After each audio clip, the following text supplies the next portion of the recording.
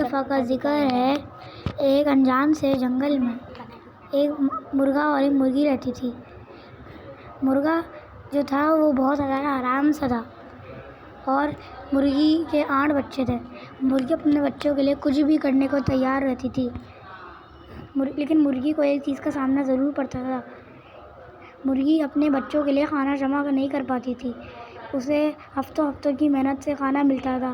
وہ اپنے بچوں کے لیے بہت پریشان تھی۔ وہ اپنے بچوں کے لیے اس کے بچے بھی بہت زیادہ افسوس میں رہتے تھے۔ بچے بھی چو کر کے اس کا دماغ خراب کرتے تھے، لیکن ماں ہمیشہ ان کو صبر کی تلقین کرتی تھی۔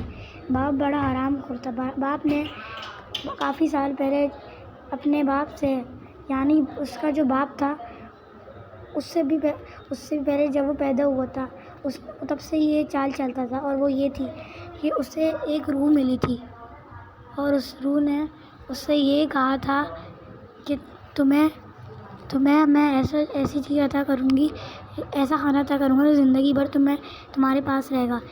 مرغا بڑا حیران ہوا اور مرغی نے ہاں بول دیا، اور مرغی جو تھی بچوں کی ماں تھی، وہ کھانے پینے کے لیے ادھر ادھر پھرتی رہتی تھی، اپنا خون پسینہ ایک کر دیتی تھی، لیکن ہفتوں کی محنت کے بعد اسے کھانا ملتا تھا۔ وہ تب بھی شکر ادا کرتی تھی۔ ایک دن مرغے کے بعد سے وہ روح غائب ہو گئی اور اس کا سارا کھانا غائب ہو گیا۔ اس نے ایک چالاکی کری اور چیتے کو بولا، چیتے کیا تم میرا ایک کام کر دو گے؟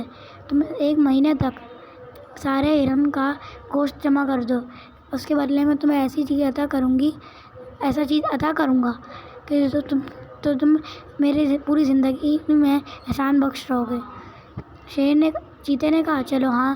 چیتا اگلے دن ہی ہرن شکار میں چلا گیا اور اس نے کافی سارے شکار کر کے کافی سارا کھانا اکٹھا کر لیا۔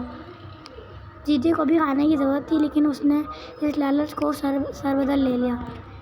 اور ایک دن ایسا ہوا کہ سفید مرغی نے، جو کہ بچوں کی ماں تھی، اس نے بولا آخر میرا میاں جاتا کہاں ہے، میں اس کے پیچھے رہوں گی۔ اور ایک دن اس نے پیچھا کر لیا۔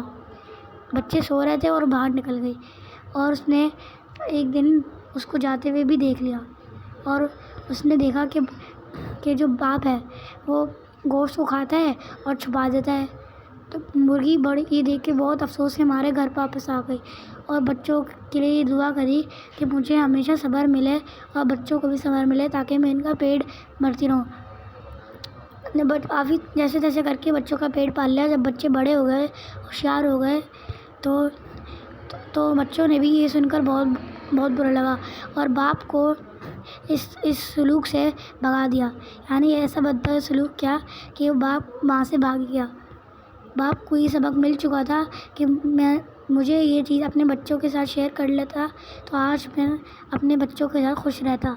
تو دوستو، اس کا مورل یہ ہے کہ جب بھی کوئی اچھی چیز ہمیں دکھ رہی ہو کہ وہ ہمارے دوسرے کے لیے بھی فائدے مند ہو، تو ہمیں اس میں دیر نہیں کرنی چاہیے، بلکہ اس کو بتانا چاہیے تاکہ ہم پر کوئی ایسی بری بلا نہ آئے جیسے اس مرغے کے پاس آئی۔ وہ اندھیروں افسوسوں میں پھرتا رہا اور اسے کوئی منہ بھی نہ لگاتا رہا۔ تو یہ تھی آج کی ویڈیو۔